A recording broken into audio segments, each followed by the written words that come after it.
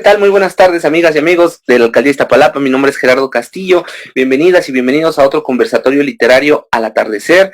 El día de hoy estamos con Obed González Moreno. Él es licenciado en Educación con pasantía de especialización en investigación científica. Estudió creación literaria en la Sociedad General de Escritores de México, la SOGEM. Es diplomado, tiene un diplomado en el área de educación por la UACM, la Universidad Autónoma de la Ciudad de México, y es participante del Seminario Internacional Políticas de la Formación Docente Inicial y Continua del Instituto Internacional de Planteamiento de la Educación de la UNESCO. También fue maestro del taller de expresión oral y escrita en la Escuela de Artes de la Universidad Anáhuac, México, Campus Norte, y es director actualmente de la revista académica de Educación y Artes de la Asociación de Escritores de México, AC. También es autor en Redalic, en la red de revistas científicas de América Latina y el Caribe, España y Portugal, y de la UAM y en Dialnet, que es una base de datos de revista científica de Hispanoamérica de la Universidad de La Rioja en España. Obed obtuvo el premio ACECID en la categoría de investigación cinematográfica internacional en el Festival de Cine Español de Málaga en el año 2015 y el segundo lugar en el cuarto concurso de ensayo latinoamericano a debate en 2019 en la Universidad Autónoma Latinoamericana de Colombia. ¿Qué tal, Obed? Espero que te encuentres muy bien. Cuéntanos un poquito cómo te ha tratado la pandemia, cómo has estado en estos últimos meses que llevamos de encierro.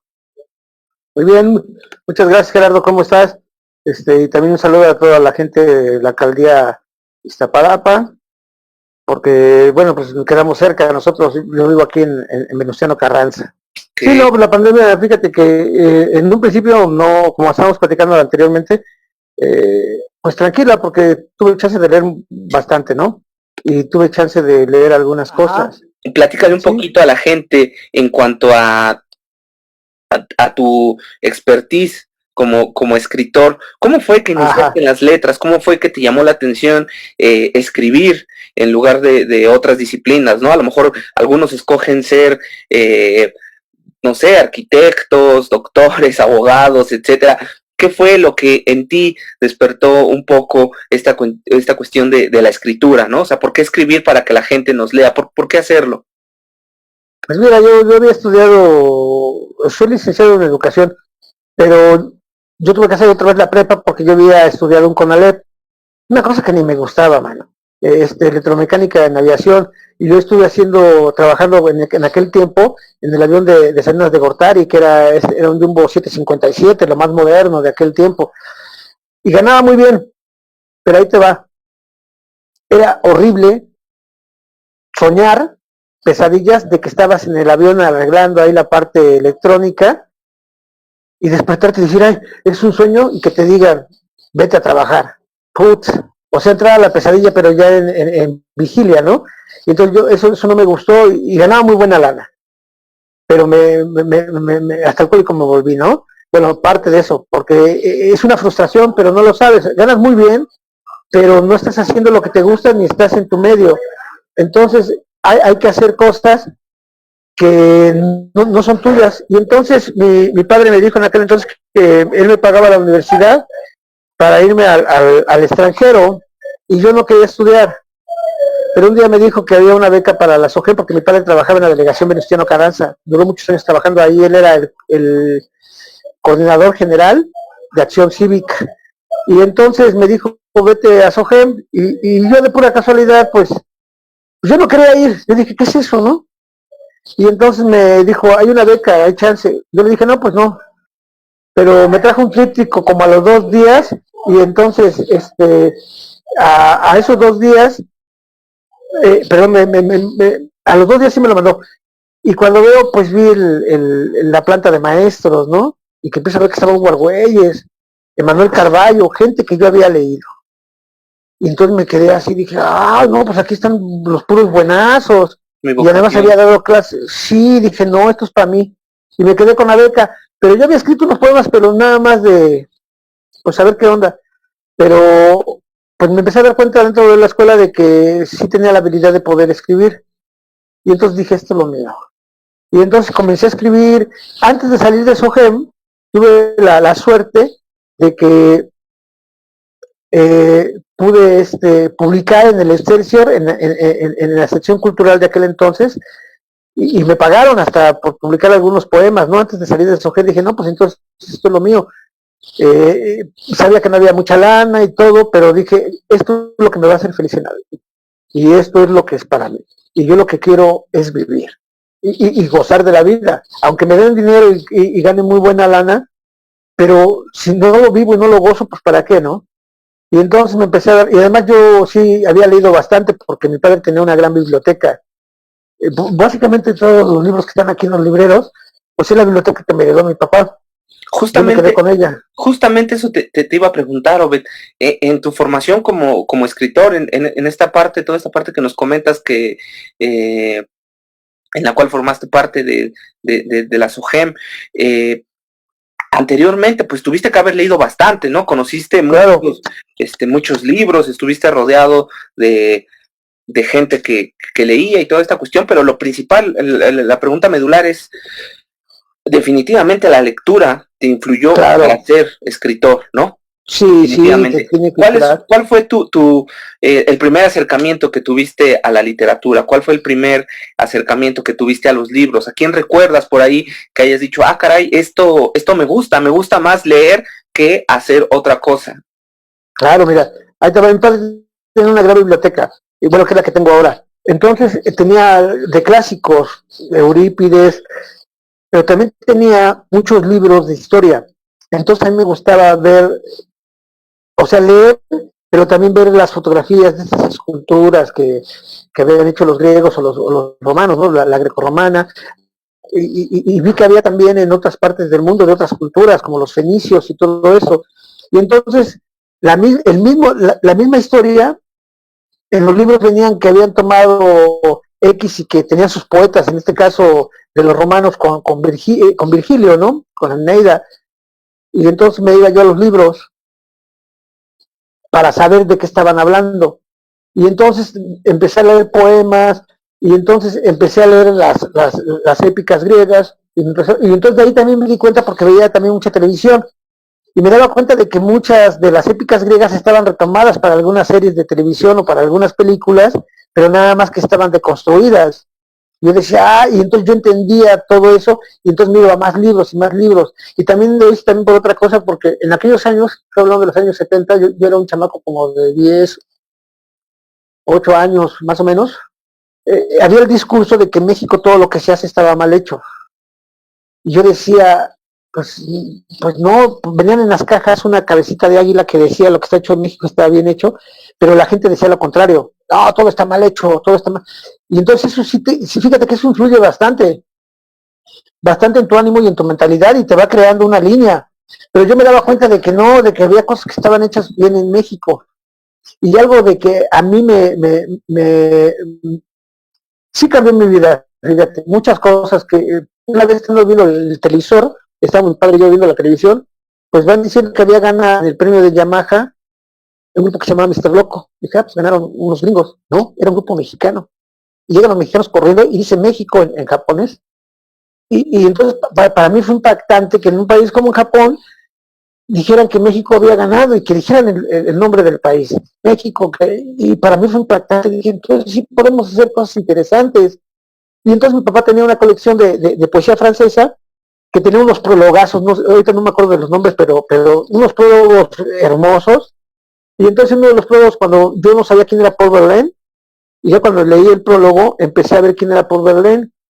Pero lo más importante de ahí es que vi que Paul Verlaine decía que el embajador de la poesía latinoamericana era Rubén Darío, nicaragüense. Y yo sabía que Nicaragua en aquellos años de los 70, pues Nicaragua estaba mal y tenían broncas de guerras intestinas. Y entonces dije yo, está hablando del siglo XIX, y este poeta, siendo nicaragüense, ya era reconocido en Francia por este gran poeta que era Paul Verlaine. Entonces todo eso te va creando que digo que sí marca mucho, porque te va diciendo, no, pues tú puedes hacer cosas también interesantes. Gracias a los libros, es que estoy en esto y que me gusta la vida y me gusta lo que hago. Okay. Y me encanta. Pero los libros son parte importante, yo creo que de cualquier familia, ¿eh? Son puntas de lanza para empezar a imaginar tu futuro. Algo Y que empezar a comento, crearlo desde aquí. algo que comento mucho con los escritores que nos acompañan, escritoras y escritores que nos acompañan en este conversatorio, Obed, es el hecho de que en las escuelas, pues regularmente, pues casi desde siempre, al menos a mí, a mí me tocó, de que nos ponen a leer, no sé, a finales de la A primaria, fuerza. en la secundaria, en la prepa, un libro, ¿no? Para la materia de español, para la materia de taller de lectura y redacción, eh, por decir algo, el Quijote, ¿no? O por decir algo, La Clásico. muerte de Artemio Cruz, no sé, algún clásico Ajá. contemporáneo o El clásico Pedro clásico, ¿no? Páramo. Entonces, ajá, Pedro Páramo, El Llano en Ajá. Llamas, también, muchos libros que nos dejan a leer de Llenos manera así. obligatoria, ¿no? En este sentido de, Claro, ahí está el tienes problema.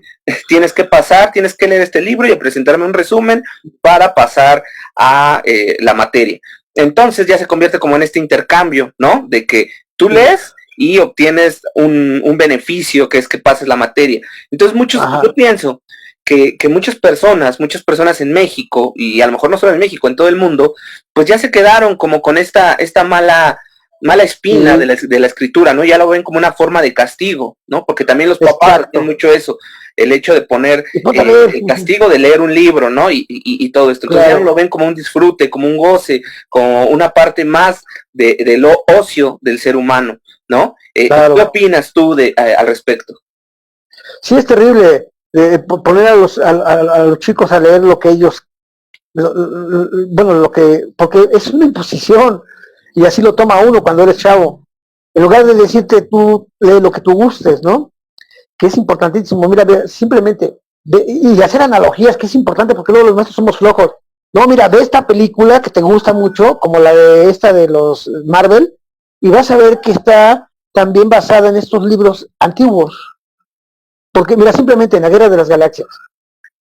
La Guerra de las Galaxias, tú lees el Numa Elis del mito sumerio y te vas a encontrar, y lees la Biblia y te vas a encontrar con esas guerras que hay celestiales.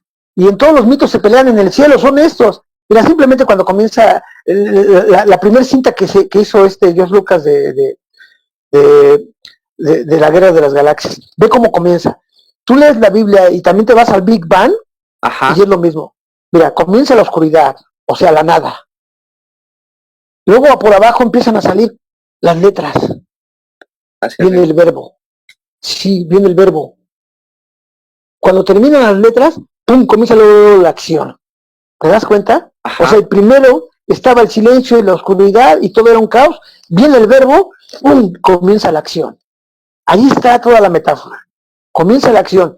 Ya viene el verbo entrando y cuando termina el verbo, ¡pum! Ya estás viendo abajo, ya ponen abajo la escena y ya están acá todos los participantes del drama, porque es el drama, es el DRAO. El DRAO es movimiento hacia sí mismo. Entonces el DRAO es el drama y es la acción. Y entonces todo eso, haciendo analogías, lo podemos ver. Simplemente esto de Thanos y esta película de los Avengers, cuando tú lees los mitos, te das cuenta de que un número cabalístico es el 7. Por eso yo cuando vi la película, había seis en el guante. Le digo, no va a haber una secuela porque falta la séptima, porque es cabalístico. Y sí, así es. Entonces, todo esto, si los chavos empiezan a leer y empiezan a hacer analogías, o con los videojuegos, hay videojuegos de las culturas nórdicas. Cuando empezamos a leer en el caso de las culturas nórdicas, estos mitos como el Ragnarok, que viene siendo una especie de apocalipsis, que también ahí tenemos una bronca. Cuando la gente habla de apocalipsis piensa que es todo destrucción. No, apocalipsis quiere decir revelación, se revela algo. Entonces no se acaba el mundo, sino quedan algunos porque se tiene que volver a poblar la tierra. Igual en la Biblia no se acaba el mundo en el apocalipsis, son revelaciones. Y entre esas revelaciones siempre hay profecías, sí. hay signos, hay que decodificar los códigos, muchas cosas que son padrísimas que tienen que ver con la hermenéutica y que se utiliza mucho también en la literatura y se utiliza mucho en las películas como en El Señor de los Anillos, Claro, ¿no? el Señor de los Pues ese Anillos. anillo de Salomón, todo esto, que entonces si los chavos, porque los chavos ven mucho este tipo de películas, se dan cuenta de que son historias antiguas, nada más que desconstruidas, vueltas a hacer de una manera distinta. De alguna idea tiene que salir esa otra idea que se está escribiendo, ¿no? Que se está plasmando, claro, ¿no? Ya sea en forma de película o cualquier otra. O cómic. O cómic, ¿no? Es lo que te iba a comentar, porque ahorita que comentaste esta cuestión de que los chavos de algún modo deberían de escoger qué es lo que tienen que leer o que ver o que investigar como tal, se me vino a la mente, pues seguramente muchos van a escoger un cómic, ¿no? Seguramente muchos. Claro. Y aún así, creo, al menos desde mi punto de vista, que hay un estigma muy grande de no ver al cómic como una forma de literatura también, ¿no? Es literatura el cómic, hay una historia. Hay una literatura en el cómic. Sí, claro. El cómic, cualquier cinta cinematográfica tiene literatura. Sí, simplemente cuando tú lees bueno, más bien, ves una película de los Marvel o de estas, o la de Gladiador, vamos a poner Gladiador. Hay diálogos totalmente poéticos. Cuando le dice a este Maximus, este emperador, creo que en ese entonces estaba, déjame recordar, como yo tenía un tío con el nombre, no me acuerdo ahorita el nombre, pero él le dice algo que dice Píndaro. Él le dice, nosotros somos la sombra de un sueño. Fíjate lo que está hablando, que eso también es poético, y eso también lo toma Carl Gustav Jung de textos antiguos, todo eso es el psicoanálisis de Carl Gustav Jung, es totalmente, habla de las sombras, habla de los arquetipos, y Carl Gustav Jung tenía textos antiguos que, o sea, son parte de la literatura. Y fíjate, hizo el psicoanálisis, qué importante es la literatura. Entonces, el cómic es totalmente literatura. Tal vez no literario, pero sí literatura. Es literatura. Oye, Bet, y bueno, actualmente con esta cuestión de la pandemia, pues está mucho el tema de el libro como libro como tal, como un libro físico. ¿Correcto? Ajá. No sé hasta qué punto, me gustaría escuchar un poco tu reflexión, hasta qué punto crees que siga teniendo cabida dentro de las personas el libro físico a comparación con el libro digital. ¿Por qué hago esta comparación? Porque a lo mejor a mucha gente con todo este avance de la tecnología, el iPad, los ebooks, las computadoras, los celulares, pues desde ahí puedes descargar, comprar un libro, un PDF y leerlo ahí, ¿no? Y ahorita creo que se ha agudizado un poquito más la proliferación de estos libros digitales por el hecho de que a lo mejor la gente no tiene tanta confianza de salir a la librería, comprar un libro, o el hecho de que te lo traigan a la casa, pero no sabes si a lo mejor el libro pues trae por ahí el virus, no lo desinfectaron entre las páginas, cuánto dura el papel, claro. ¿no? Hay mucha incertidumbre al respecto. Desde mi punto de vista, creo que en estos últimos meses pues ha aumentado el número de lectores digitales en lugar de libro físico. ¿Crees en un panorama medianamente cercano, al no verle un fin próximo a la pandemia, ¿crees que siga existiendo esta proliferación del libro digital o consideras que el libro físico siempre va a estar por arriba de estos libros digitales? No, yo creo que va a proliferar la cuestión virtual, va a proliferar. Yo tengo el sueño romántico de pensar que el libro objeto, el papel, va a ser para siempre, pero siento que sí, va a llegar un día en que no sé cuántos años pasen, pero va a llegar el día que ya no existan o que sean obras artesanales, ¿no? O sea, que sea más como una artesanía, como un objeto artesanal. Exacto, sí, más caro. Sí, como lo dicen, es que es hecho a mano, ¿no? Ajá. Cosas así por el estilo. También hay muchos jóvenes, hombres y mujeres, y personas mayores también, pues que últimamente en estos meses se han acercado, han tenido que resguardarse en sus casas y se han acercado también al papel, a los libros, al libro físico como tal, se han acercado también o han intentado acercarse a la escritura, ¿no? A los textos creativos, a la creación literaria. Claro. Pues por ahí alguien quiere hacer un cuento, quiere escribir una novela, quiere escribir un poemario, una crónica, no sé, algo quiere escribir. ¿Qué recomendación o ¿qué les podrías decir tú a estas personas que están iniciando su carrera creativa, su quehacer literario, la forma de expresión hacia las demás personas? ¿Qué les dirías tú como escritor y como persona estudiosa del tema? ¿Qué recomendación les podrías dar? Esto es bien importante. Claro que leer, ¿no? Como punto base. Sí, pero también es donde, sí, y lo siguiente que es muy importante es lo que haces tú, lo que hacen las ferias del libro, lo que hacen los talleres literarios. Vete a un taller literario. No tanto porque lo puedes bajar de internet también y decir, a ver cómo se hace un libro y que nomás te pongan una premisa. Comienza con esto y síguele, ¿no? Órale, va. Pero hace falta también todo el ambiente y el espacio, como le hacen los talleres. Pueden poner, a ver, te voy a poner un principio y un final y tú lo desarrollas todo lo demás, ¿no? Todo eso, hay talleres en las ferias de los libros, en la feria del libro, todo eso. Eso es importante porque también, mira, es que es bien importante que se nos olvide también a los maestros. La mejor manera de aprender es experimentarlo. Que el hecho de escribir sea una experiencia, no solamente una actividad, que sea una experiencia, eso es lo que va a hacer que comiencen a salir cosas y que le empieces a tomar gusto y amor a esto. Vivir la experiencia. A ti te ha pasado de seguro de que escribiste un cuento pero te acuerdas de todo lo que estaba pasando en el taller literario o con los cuates cuando lo estabas escribiendo. Todo eso y estábamos tomando un café y se me vino la idea. Pero estábamos hablando de qué íbamos a escribir. Es una experiencia. Claro. Oye, Obed, ¿podrías compartirnos algo de tu obra? No sé si tengas por ahí algún poema, algún cuento, algo que quisieras compartir con el público de este conversatorio. Ok, te voy a leer un poema, bueno, dos, uno chiquito. Órale. Y uno largo, ¿no? Mira, el primero se llama Tronado Polvo, ese es cortito. Tronado Polvo. Ajá, y dice así. Tronado polvo es la gente y estridente temblor mi extrañeza. Tras la tolvanera se despeñan desconocidos rostros, deliran en el pulverizado silencio, inciertos balbuceos por dentro, bestias del ruido. Se levantan de entrañas, cenizos de máscaras, carcomidos de nulos horizontes, desecados edificios flujos reflejados sobre mis córneas, escondido de nombres, anónimo de humanos, es algo que cae vacío. La ciudad es solo un empolvado rostro.